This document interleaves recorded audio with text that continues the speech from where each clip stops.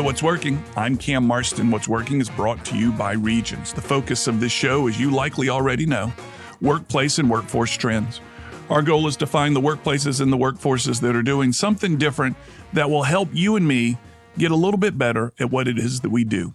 Whether it's the way we lead our team, whether it's the way we participate on our team, whatever it may be, we're trying to get better at what it is that we do, and we try to find the guests and the businesses that can tell us unique stories about who they are that will give us perhaps an interesting insight and make us a little bit better. For years, my primary line of work, I would say for the past 20 years, but it's been busiest the last 10, involved me getting on an airplane all the time. I'm a Delta Diamond Medallion level flyer, and there are a bunch of us out there. There are a bunch of us. And what it means is we fly 125,000 miles a year. There are several qualifications, but that being the primary one.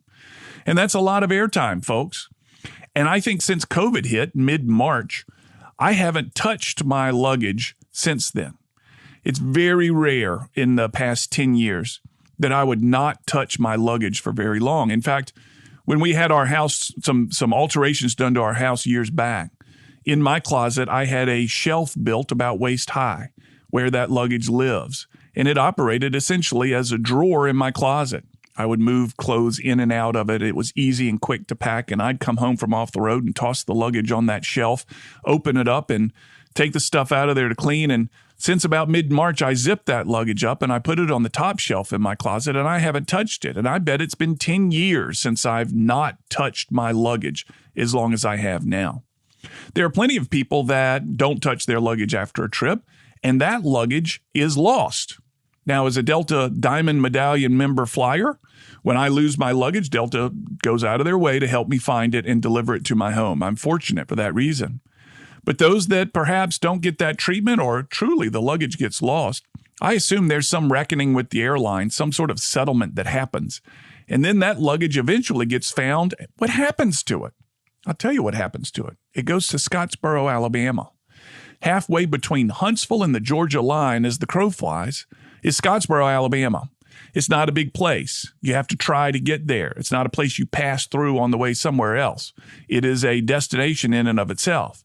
And it's at Scottsboro, Alabama, that the Unclaimed Baggage Center exists.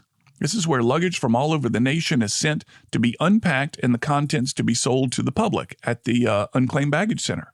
And as I look at the website here, and we'll get Brenda Cantrell on the phone in a minute, the extraordinary stuff that comes out of people's luggage. I guess you'd know that intuitively.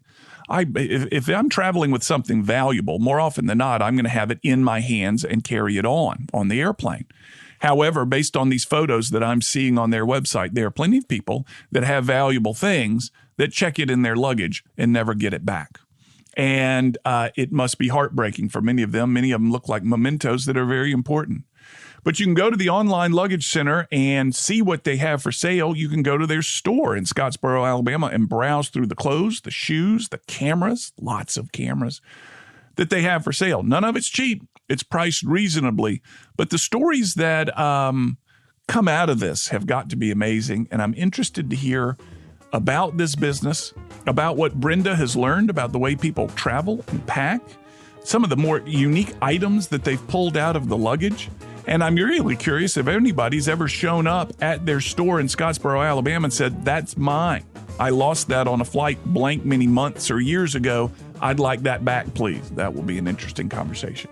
When we come back, Brenda Cantrell of the Unclaimed Baggage Center in Scottsboro, Alabama. You're listening to What's Working. I'm Cam Marston. What's Working is brought to you by Regions. And we'll be right back.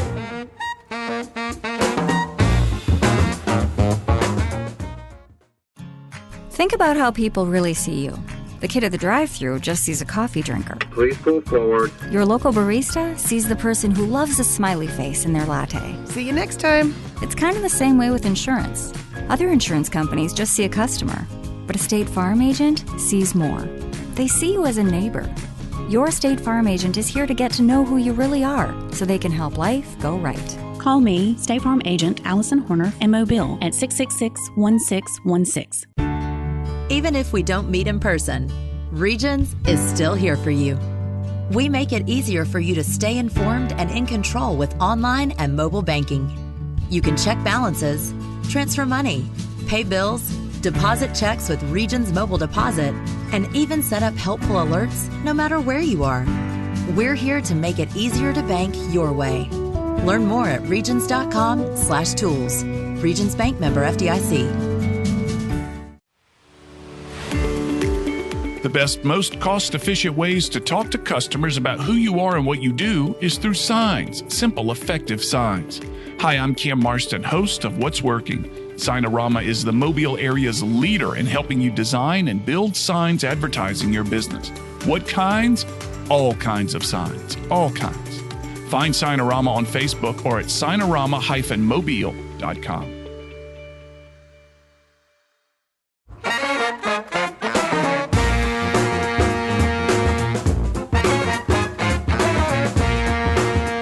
We're back. You're listening to What's Working. I'm Cam Marston. What's Working is brought to you by Regions. On the line with me, Brenda Cantrell. She is with Unclaimed Baggage Center in Scottsboro, Alabama, where I guess luggage goes to die and be found again. Brenda, we've tried to get you on this show so many different times. Your story is so unique. We're happy to finally to have succeeded. Thank you so much. Welcome to What's Working. Well, it's exciting to be able to talk to you today. There are a lot of listeners down here in Mobile, Alabama that, Mobile, everywhere, they can claim stories of losing luggage in travel. And it all goes to you, is the way I understand it. We're really interested in this story. How did the Unclaimed Baggage Center begin? Well, the business is actually 50 years old, which surprises a lot of people who are just now hearing about us. The business started in 1970 by Mr. Doyle Owens, and he was a part-time insurance salesman at the time and had a friend up in Washington, D.C. that he met over the radio. He was an avid ham radio operator and made a connection with someone up there. And so he borrowed $300 from a grandfather and a pickup truck from the other and drove up to Washington, D.C. to buy his first load of unclaimed baggage from a bus line. Brought those items back here to Scottsboro, where he had rented a small 2-bedroom house just in the community. And after, his day job, he and his wife would unpack these suitcases and open the doors to the public a couple of days a week to resell them. And it took off like wildfire.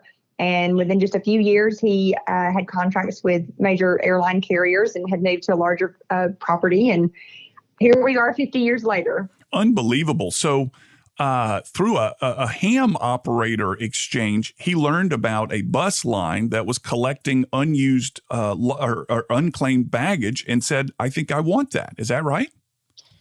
Yes, that's essentially the story. It's like the great American dream. Yeah, it is. Exactly.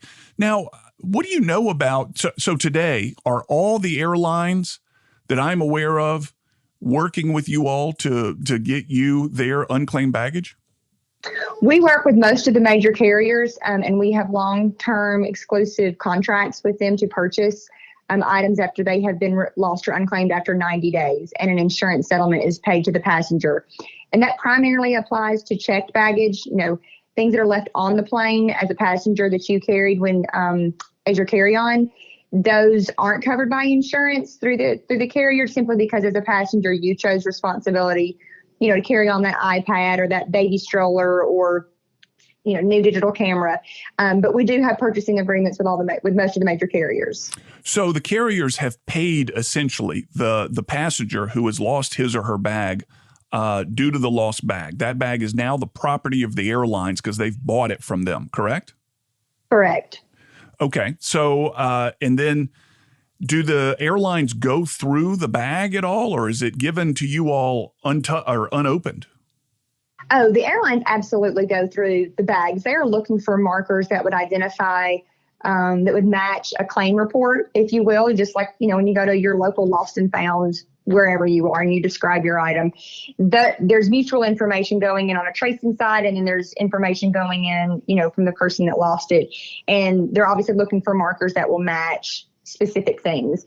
And the airlines, employ current technology and teams of people and resources to drive bags to front porches in the middle of the night, when they're able to make a match. I mean, there's all kinds of resources that go into making sure these bags get back to their owners. And actually over 99.9% of all mishandled bags are reunited to their owners within 90 days. So it leaves less than 0.5% of bags that ultimately end up lost or unclaimed that we purchase and bring back here to our facility. 0.5%. And how many bags does that equal a year?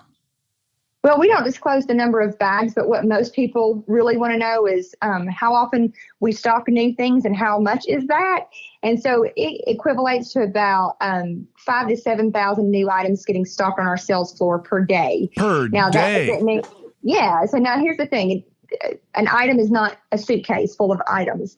It could be a $5 T-shirt. It could be a $13,000 diamond ring and everything in between. Yeah. So what you look through. So let me, I'm trying to imagine this now. I want to put this on a chronological timeline. The passenger checks his or her bag. The bag gets lost. After 90 days, that bag has still not been discovered, and the airline and the passenger settle up in some insurance exchange that says, okay, we lost your bag. Here's the payment. The bag is now our property if it's found, and they walk away from one another. When that bag is found, the airline then, after 90 days, will go through it and say, can we determine whose this is? And even after they've done that, they say, we don't have an idea who it is. They then sell it to you all for you to unpack and sell the contents. For the most part, yes, but they actually spend those 90 days at that point going through the bag, trying to find the owner. It's after 90 days when they have come to the conclusion that there's not a match for one reason or another, and that's when it becomes available for salvage. But they're actively pursuing the content owners for 90 days. So they absolutely know what's in that bag at that point. So do you think, have you interacted with any of these owners before who have perhaps reached out to you and said they've claimed it's to be lost, and I've learned of what it is that you all do there at the Unclaimed Baggage Center. I'm still looking for my items. Have you ever dealt with owners like that? Oh, absolutely. I mean, when you're looking for something of a larger value or even sentimental value, you know, you're turning over all stones to try to find wherever your item may end up being. And, you know, we push them back to the airline simply because the airlines are in the tracing business and Unclaimed Baggage Center is not. We're the salvage company. So yeah, we always just try to push them back to the airlines because they have the resources to manage those types of situations, and we don't. So I imagine you all have opened some bags and seen some things in there that immediately trigger kind of a heartfelt response of, oh, I know the owner of this never would have wanted to give this up. This is just a true shame that this has been separated from their owner. Have you seen instances like that? Well, I mean, anything that's in that bag, for the most part, somebody cared enough about it to carry it with them. So, I mean, you do deal with those aspects. You know, a lot of people carry more of the personal items with them. Yeah. And so when you see a teddy bear or a kid's blanket, you know, come through, obviously it's not much of a material value, but it's a sentimental value, you know, at that perspective. And I mean, yes, we get things that we wonder, wow, what were they thinking when they put that in their suitcase? You know, we've had some pretty exquisite jewelry that has made its way through our store over the years. We have had wedding dresses come into our facility through Unclaimed Baggage. And then you get interesting and odd and crazy things like a suit of armor or a Scottish kilt.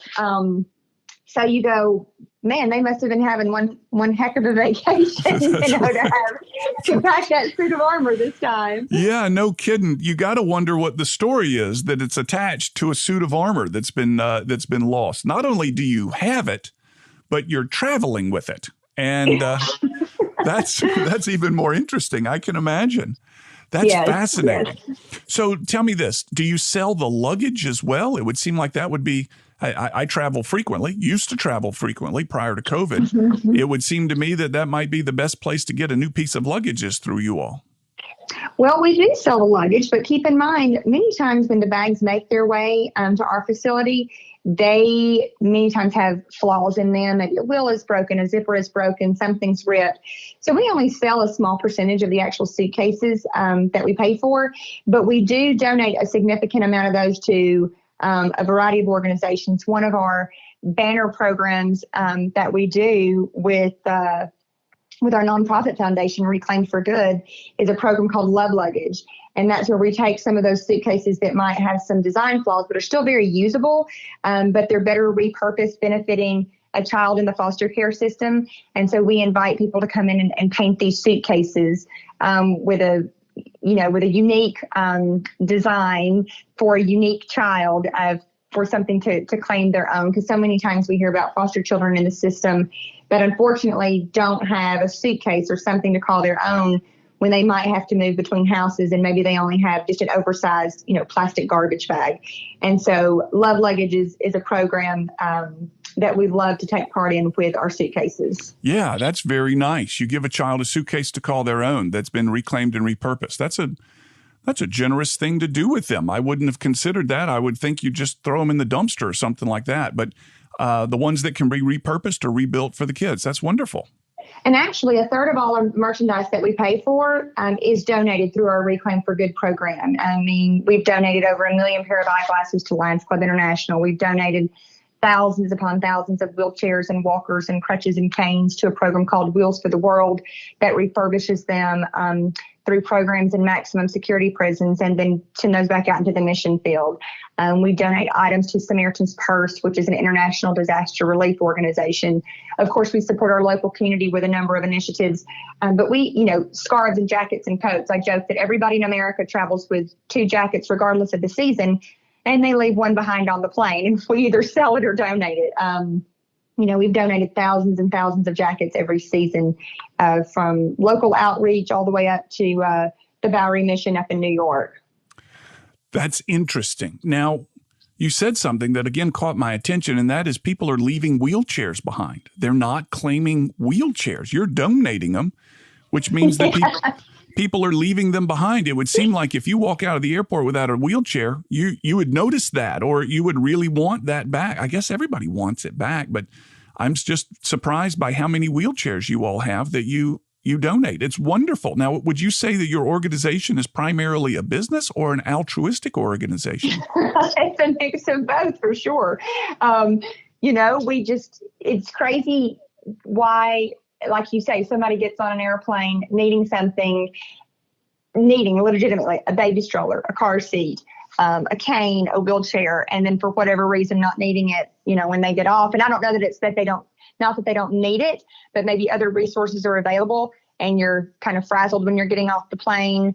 My thought is maybe even with the wheelchairs is, you get met at the gate with a terminal representative, and then by the time you get to the car, you realize, I didn't get my wheelchair. And even, with babies, a lot of times strollers have to get kept at the gate. And by the time you have your child and their stuff and you have your carry-on and you're corralling your children out the door of the plane and you're ready to set that child down in the stroller, and that plane may have already been reboarded, Yeah. And so we are a forgetful people, and so and we're busy and we're distracted.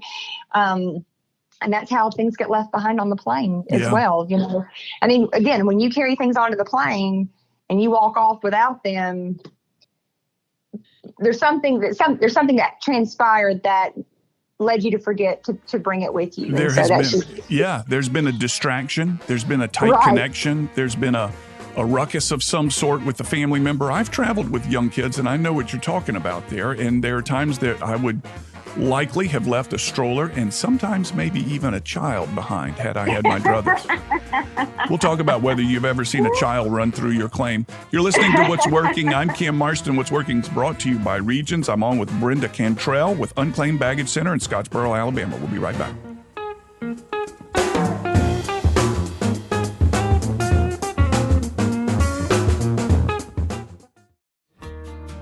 I'm Matt Armbruster with Ransom Ministries. We help people in our community that most others have given up on. Please donate your unwanted electronics to Ransom Recycling. We teach life skills, job readiness, and job creation through our electronic recycling program. We take anything with a cord. Find us at ransomministries.com, or you can call us at 251-751-0044.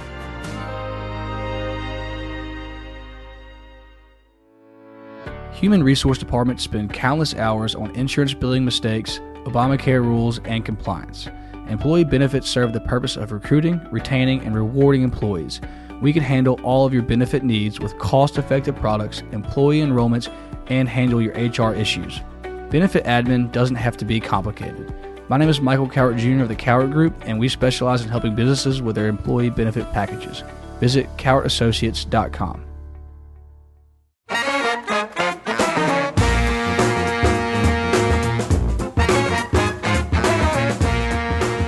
Brenda Cantrell is with Unclaimed Baggage Center, Scottsboro, Alabama. You're listening to What's Working. I'm Cam Marston, brought to you by Regions. Brenda, did you tell me a moment ago that it's 4,000 to 6,000 items a day? Did I hear that correctly? Yeah, it's thousands of items daily that we stock here in our retail facility. And keep in mind, we're the only store in America that has this business model. And people go, well, why is that? And why are you in Scottsboro? Well, there's only so much unclaimed baggage, out there. I mean, the airlines really do a phenomenal job at returning over 99.9% of mishandled bags. But when you look at the sheer volume of people that travel, in particular prior to COVID, people try to pack as many things as they can in their carry-on or even in their checked baggage. They try to get as close to that weight limit as they possibly can, especially if they're taking a longer trip. And so the volume adds up when it comes to our facility. And again, people are like, well, you're not close to a major airport and you're in this rural town in Alabama. But again, it just goes back to the roots of our company when our founder started the business 50 years ago. And being in the northeast corner of Alabama adds to the mystique of what we're all about. So we are a road trip destination at its best. Yeah, no kidding. Well, I'm curious, your relationship with the airlines. Is there a fixed price you pay per bag or do you negotiate per bag? It's all, different contracts for different airlines. And so those are all negotiated when terms are ready to be discussed again. Do you get a 18-wheeler load full of them or do they come in 5, 6, 10 at a time? Both, actually. We have our own driver that will go around the country. And let me put this into perspective also.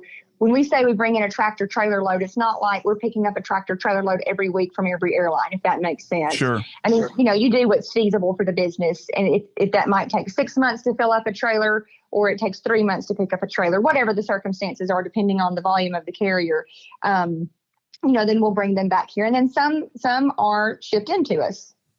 Shipped into you, and is there a part of your facility in the back, let's say, where the bags come in and you have a team that carefully goes through each one? Is there a process that you all have developed of the best way to remove the contents of the bag and to catalog what's in there, something like that? Yes. So we actually have a team of individuals that unpack these items, much like you would at home. You're unpacking and putting things away. But at that point, there's lots of different decisions that have to be made at the point of unpacking, whether something's going to be sold, if something needs to go to be, cleared through our electronics department, if something needs to go to our laundry facility.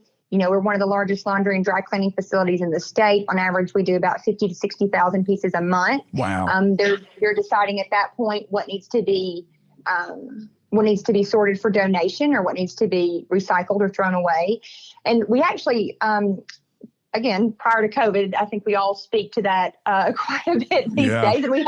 And we hope to get back to some level of normal, as the year progresses. But we do an activity in the store every day at 2:30. Well, we hope to get back to that again, called the baggage experience. And we take an unprocessed suitcase and we make sure there's nothing harmful, dangerous, or embarrassing in it. And we invite a guest in the store to unpack that bag with us. And instead of them having to make upwards of 30 different decisions on what to do with this product like they would in our operations department, we kind of categorized it into 4 different areas. And they help us, quote unquote, decide what we're going to sell, what we're going to give away, throw away, or recycle. Yeah. And so it gives our guests an insight into the process of handling all these intricate items. And I think it surprises people, that there's a lot of everyday stuff in there, but it just takes that one extraordinary item to just kind of pop out and go, wow, that's what makes this place crazy. No kidding. And I imagine it has to make you wonder, like that suit of armor. It has to make you wonder about the person who packed it. Who are they? What are their hobbies? What do What do they do? What are they thinking? Is this theirs? Were they carrying it for somebody else, which is what everybody that goes over the border says, oh, it's not mine. I'm carrying it for somebody else. But I can't help but notice as I was flipping through your site that a lot of your stuff, there must be a step in the process where you get your hands on something and say, this may have some value. I need to figure out what it is. For example, a 1587 FC installation multimeter, which is on your unusual find part of the page. There's not a lot of people that know what that is. How do you figure out what these things are and what to sell them for? This multimeter is going for $400. Well, we have people that are specialized in different categories that we have to price. Obviously, apparel is a big number for us, and we have a team of people that price and research and price these items for their specialty. So, electronics could be people that are pricing tablets and laptops, and then you have somebody different that's pricing, say, cameras, because they have to become subject matter experts on whatever those categories are, because trends change so much, with new technology.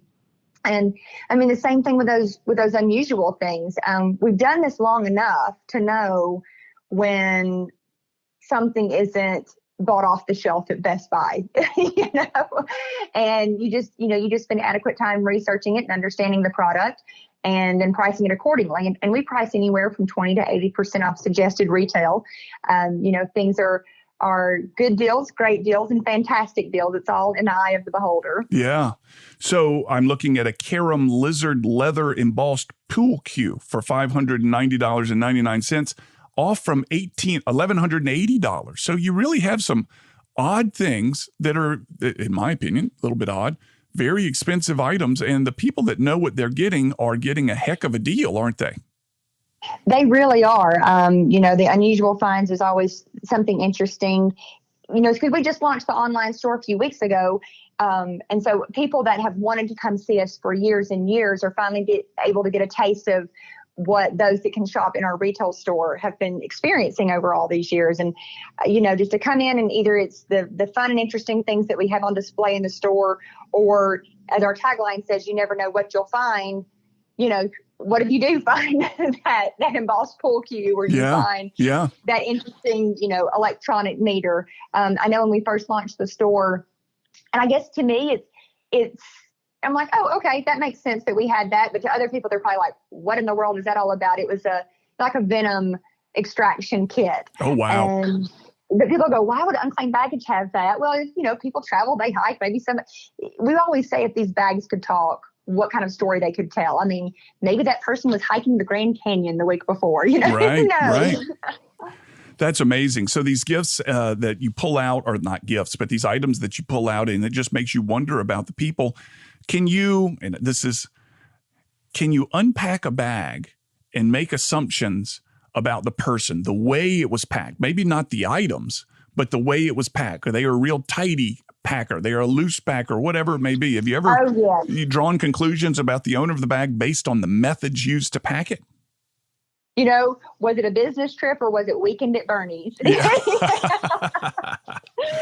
Yes. You have people that roll, you have people that fold, you have people that stuff, So what are, and this question was coming, some of the more unusual items that you found in there? I mean, you've got a site on your website that's, folks, the website is unclaimedbaggage.com, that is unusual finds. And there's a pair of Chanel lace-up wedge platform ankle boots, size 10, for nearly $1,000. It's just, you must every now and then just be totally caught off guard with what you pull out of a bag. It's not a matter of if we're going to see something crazy and bizarre. It's just a matter of when. I've been here for 22 years, grew up shopping Unclaimed Baggage as a child with, my mom bringing me here. And it's so funny because I guess those that have shopped the store for years, I guess shocked is not the right word. It's kind of like, gee whiz, didn't think about that, but here it is, But for those that have not experienced it, I mean, it still has the wow factor. Don't let me mislead you on that. There's always a wow factor. And for those that are new to our business and seeing some of those things, whether online or in our retail store, it makes shopping fun. You know, when you have to go to the grocery store, you have to go to the mall. Many times you're looking for something specific, and it's more of a have to do rather than want to do. And I want to go shopping. I want to go shopping kind of place. Right. And that totally changes the mentality of our guests when they're with our brand, because it's different every day. You know, and if you see something unique and you're pondering on it, well, chances are you better put it in your online cart or your physical cart, because somebody else is going to think that's a one-of-a-kind interesting item too. And I don't know when that's going to pass through Scottsboro, Alabama or unclaimedbaggage.com for an opportunity for me to snag it up. And so, you know, there's a lot of people that buy things that they don't need because they're just fascinating to them. Oh, yeah. That just completely catches you off guard. And you look at this and say, I cannot believe I've come across this thing here. I got to take it home with me. I got to find a reason to take it home with me. When we come back from break, I do want to talk about your customers and see who they are and how many are online versus how many are in the store. And if I were to walk through the homes of Scottsboro, Alabama, would I see some of the strangest things in the world because they all shop at your store? Just one of the most eclectic communities there. We'll come back after this break. You're listening to What's Working. I'm Cam Marston. What's Working is brought to you by Regions.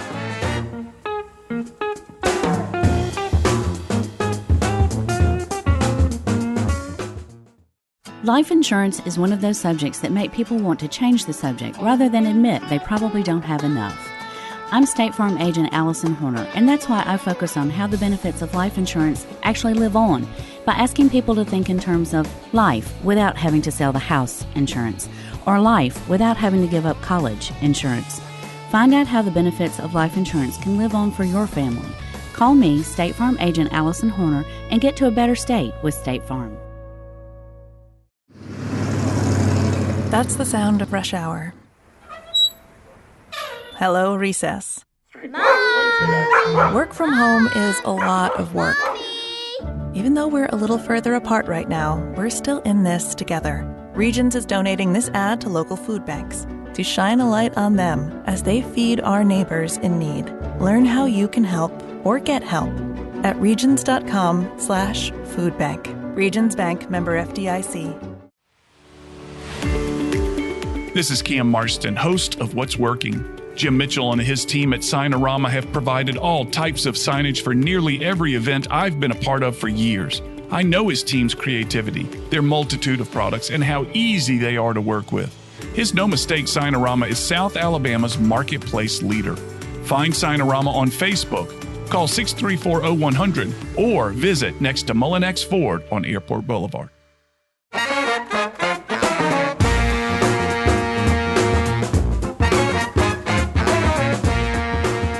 Brenda Cantrell is telling me great stories about the Unclaimed Baggage Center in Scottsboro, Alabama. It's where your luggage goes after the airlines have given up trying to find you and relocating you and the luggage. And the things that come out of it, the business, Brenda, that you all have created, the donations that it enables you to do, it's really a fascinating thing. The expertise that you all have on so many varieties of stuff, of things. Your collection of employees must be somewhat unique in the way they've developed their expertise. But I really want to hear about your customer. Who comes into the store? Are they regular people? Are most people a one hit because they've heard about this place and they're on their way through? Tell me about your customers. Well, we have, several different distinct types of customers that shop with our store. We have the locals, many of which come in daily to see, what's new. They have their routine that they follow. And we always, enjoy seeing them and catching up with them on their families. And then you have your outlying market that is about an hour's drive, and that includes Chattanooga, Tennessee, and of course, Huntsville, Alabama. It's a little north of Birmingham, but then you also, the next market out is the day trip market. We'd love for them to stay overnight, but it's still within a day trip market. Drive a few hours, spend a Saturday with us or what have you, and then head back home. And then you have your national and international. Those are your destination shoppers. Those are the people that that ultimately make us one of the top tourism destinations in the state of Alabama with nearly 1 million guests a year. Dang. They come from all 50 states. They come from anywhere annually between 40 and 50 foreign countries. It's on their bucket list of things to do, whether it's a road trip, whether it's on their way to Disney World, or they're taking a tour across the Southeast. And we are one of those must stops for people to come in. And if it's a one-time experience, just to say they did that and found something fun. But then you have, again, those people that make us a regular part of their annual vacation, or they plan family reunions around coming to our store. They plan their birthdays here. It's so much more than just your average retail store. How many square feet is it? Our selling space is about 50,000 square feet. So our property covers a city block, stocking new items daily. And it's, when people ask what types of things that we sell, I mean, you think about what's in your suitcase, and then you look at the person sitting to your left and to your right, who could be very different from you, and you speculate what they may have. But of course, apparel, shoes, sporting goods, books, electronics, jewelry, household items, and then those interesting things that kind of get sprinkled in throughout the inventory. You mentioned a wedding ring. I thought you said $15,000 wedding ring. How often do you find something that's truly, let's say over the $5,000 mark, whether it be jewelry or a special type of camera or something like that? Is that fairly common? It is. I mean, it's not uncommon at all for us to have price points there and higher. And are there customers out there that give you a wish list that say, if you ever find a certain type of bag, of women's handbag, I want to be on that list? Do you take orders that way? We don't. I mean, we have people that request, but what's fantastic now about our online store is when we first launched it, in part of the launch email, people were able to go in and put their interest, for things that they want to be notified about. And we're working towards what that email communication is to those who specifically said, I want to learn more about women's apparel and kids' shoes or unusual items and high-end jewelry. And so that's the first time that we're going to be able to offer it in that capacity. And we're still trying to work out, how that's going to be communicated and when inventory is added, because we don't have all of our inventory that's in our store listed online. It comes from the same product source, but it's a separate inventory because we can't, there's very few things that are listed online that are also in our retail store. Some of those higher price point items. I think there's currently a $15,000 tennis bracelet that's listed in both places right now because it's just different sets of eyes. But we can't have a $6 t-shirt online and the same $6 t-shirt hanging in the store if that's the only one. That's not a feasible business model for us. And so, price points are wide to represent what our store has, but it's certainly not what our store in Scottsboro has to offer. It's a tease for shop now and drive here later. Yeah. So let me ask you this. What do you give family members for Christmas? So my kids are all adults now. But gosh, if I can't get it here, I just tell them they don't need it. That's right.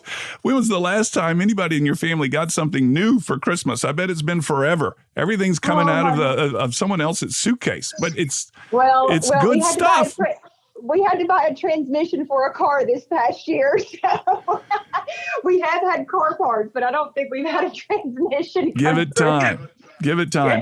Now, I'm looking at your website, and you have people modeling clothes. Are these your own models? Are you posing these people to accentuate what you have for sale?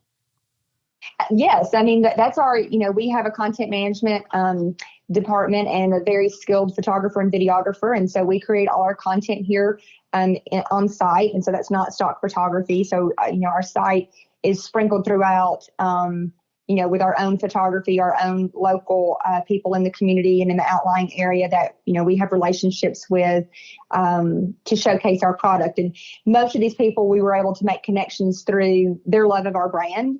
And so, for them to have a strong social media influence and love our brand and represent our brand well.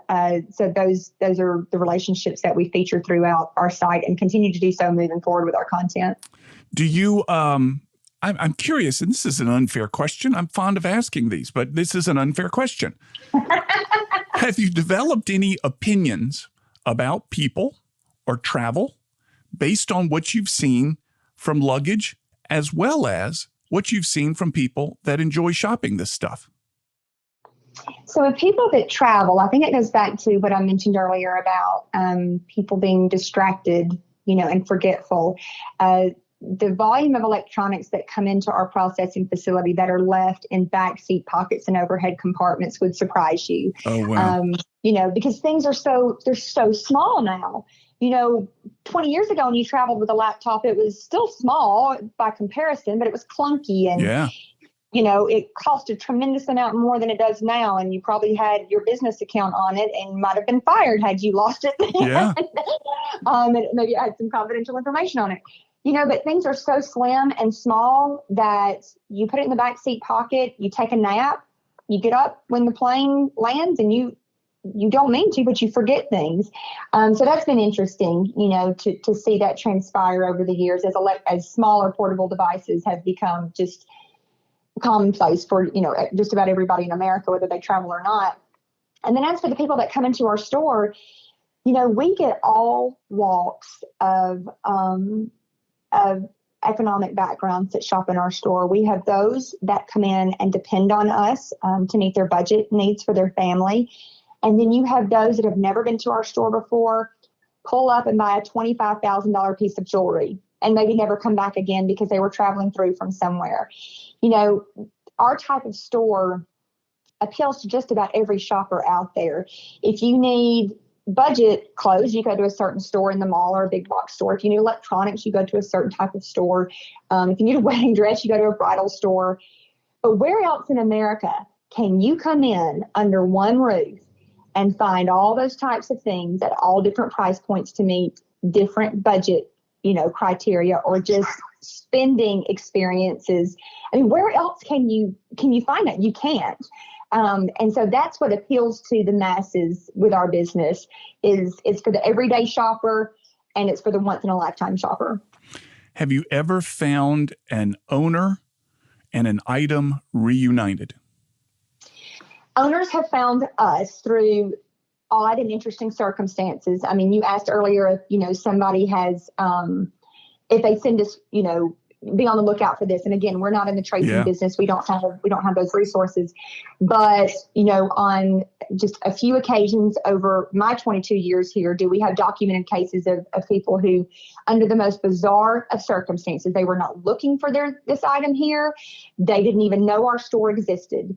And maybe somebody saw something that felt, was reminded them of the original owner, and got those items back to them through purchase. And so just really bizarre and one-off situations that happens. But it's the likelihood of somebody intentionally requesting and finding something is just astronomically just about impossible. And again, that's not our business model to try to track those items. Yeah, but it would just be, it's a fascinating story each and every time. It very rarely happens, but it would be just wonderful for somebody to come in and go, oh my gosh, that's my wedding dress. And I had thought it was gone. It is fascinating when it happens. It is. Yeah, and they have some small indicator on the dress, let's say, that says, yeah, that is their wedding dress or something like that. It must be interesting. The word that comes to mind, Brenda, is wonder. I wonder how this got here. I wonder who this owner was. I wonder how someone could have left this behind. I wonder who this person is that owned this and was willing to let it go or something like that. You must hear that all the time. We do. It's interesting just if I'm in the store and maybe someone doesn't realize that I work there, and you just hear conversations as people are shopping through T-shirts, and you just hear their amazement and their questions, if you will, about the store. And I can always tell when somebody is here for the first time. If I'm out on the retail floor and somebody walks in, they stop about 10 feet in and they just kind of put their hands on their hips and they look around and they're like, this is not what I expected. This is so much more. And just trying to take it all in. And then, of course, the questions just start rolling through. No kidding. Just like mine. Just the questions must start coming through there. And you probably have an FAQ model in your head of the most frequently asked questions. And there's some you've just tired of answering at this point, I would bet. We never get tired of interacting with our guests. There you go, Brenda. But they are FAQs for a reason. Yes, that's right. That's right. It's wonderful. And like I said, we wanted to get your story on this show just because it's so unique. We try to focus on businesses that are doing some different things and appreciate the time that you've given us to talk about what it is. So as we close up this show, tell people how they can find you. Well, the easiest way is unclaimedbaggage.com, and you can, of course, shop online there, or you can find all the information you need to plan your road trip to Scottsboro. Yes, and I've found Scottsboro on a map. I'm from the deep south part of the state, and it's part of the state that I don't get to very much, but I can promise you, if I'm anywhere close, mainly because 50,000 square feet of stuff that's been lost by other people has really piqued my curiosity. Absolutely, and I would have to lock all my money and credit cards in the car because good Lord knows what I would walk out of there with. Well, how about this? We'll do a swap. I'll go down to the Gulf Coast and go visit Mobile, and you can come up to our corner of the state. I think we can work that out. That sounds like a deal. Brenda, thank you so much. Thank you. Folks, we'll be back with final comments after this break. You're listening to What's Working. I'm Cam Marston. What's Working is brought to you by Regions.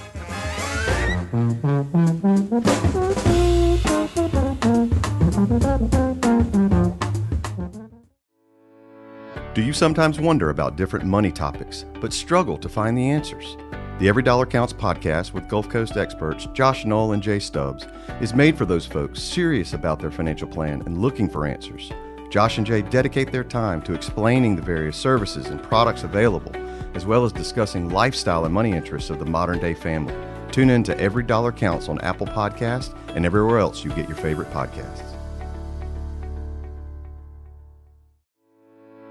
Do you have a plan to protect your income if you can't work? We'd all like to believe that we'll never be disabled, but the reality is it could happen to you. And if it does, will your income be protected, your family be cared for? Richard Otts has served the Gulf Coast since 1997. If you'd like more information about disability insurance, contact Richard 251-342-8917. That's 251-342-8917.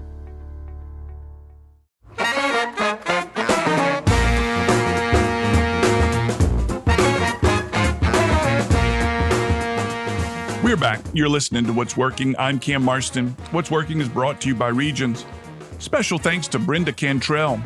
We have tried to get the Unclaimed Baggage Center on the phone a number of times to talk to them about their business. They were difficult to get in touch with, and one of the questions I realize now that the interview's over, and this happened so many times, is what's the incoming baggage like in the time of coronavirus, in times of restricted travel? They can't be getting as many bags as they once did, simply due to fewer bags being lost, due to fewer travelers out there. I would suspect, though, it sounds like when they were adding 4,000 to 5,000 items a day, that they've got enough inventory to stay in business and afloat and keeping people coming through their door for a good while until travel gets back. What is it about other people's possessions that make us so curious about them, about somebody being so attracted to a place full of other people's lost items? I think first it's the deals you're going to get. Why not go take a look and see if you can't find any deals, particularly if there's a thing that you know something about and know how to spot a deal quickly. Some clothing lines, for example, or certainly electronics. That's an obvious one. I know what an iPad costs, and I've left them in the back of airline seats in the past, and to find one that I like at a good price is a deal that I would pick up. Absolutely.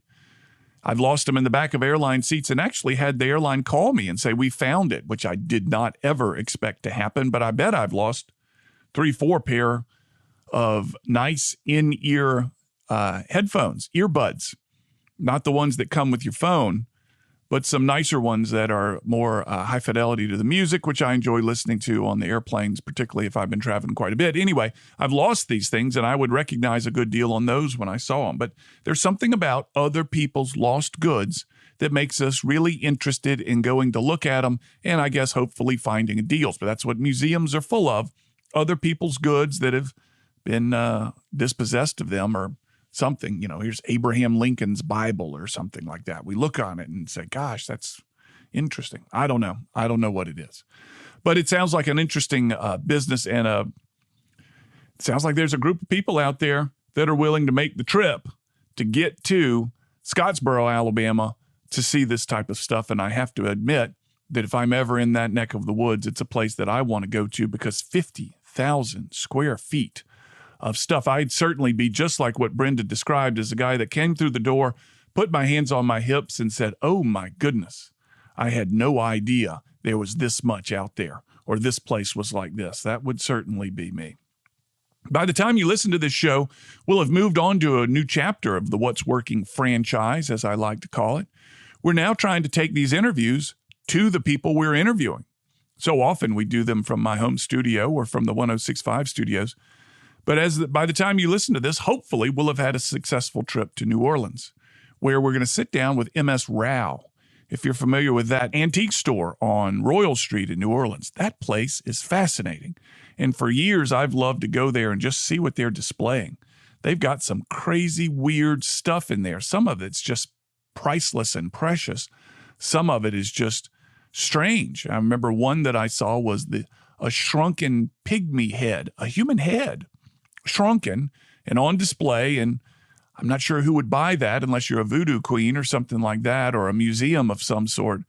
But the stuff that they have in there is unbelievable. And again, by the time you listen to this, I'll have sat down in M.S. Rao in New Orleans with Bill Rao, who is either second or third, I think maybe third generation president of M.S. Rao, and talked to him about his business on site. And we've got a couple of other ideas for local businesses in the Mobile area that we may sit down with, one of which is a manufacturer of a specific type of boat, a unique boat largely used by the police forces across the nation. Be interesting to tour that facility and then do the interview after that. So taking it to the streets, essentially. And as the What's Working franchise continues to grow, we continue to find new sponsors. Our audience continues to be more and more defined as the 45-year-old and older decision maker in the workplace. We hope to continue doing this. So the point being, the reason I mention all this is if you know of a workplace where they do pretty cool things, where we could bring our gear and perhaps get a quick tour and sit down and interview somebody, let us know who that is. What is cool about it? Some of the interviews we have are of people in office buildings, in workplaces, traditional office building workplaces, not manufacturing facilities, not galleries like the antique gallery in New Orleans that we're headed to. And they also often have really good stories to tell. But if you're in the manufacturing side and you think it would be a good tour, and other people have come through and remarked how interesting it is, and you can find a quiet corner where we can bring our gear and have an interview with somebody who can tell the story and reveal to us the trends that are shaping their workplace and their workforce, let us know. That number is 251-260-8100. That is our phone/text line. You can leave us a voicemail or text us there. Or you can email me, Cam, C-A-M, at what'sworkingcam.com. Cam, C-A-M, at what'sworkingcam.com. You can find us all over social media. We're investing more and more in our social media presence, and it's paying off. And check us out on Instagram. Check us out on Facebook, Twitter, LinkedIn, all that kind of stuff. And you can find the podcast of each show at what'sworkingcam.com, where we keep the inventory of them. So also, if you're looking for a highly targeted market to advertise to, we can tell you about who listens to this show. All right, that's it. Have a good week, everybody. We'll have another show for you next week.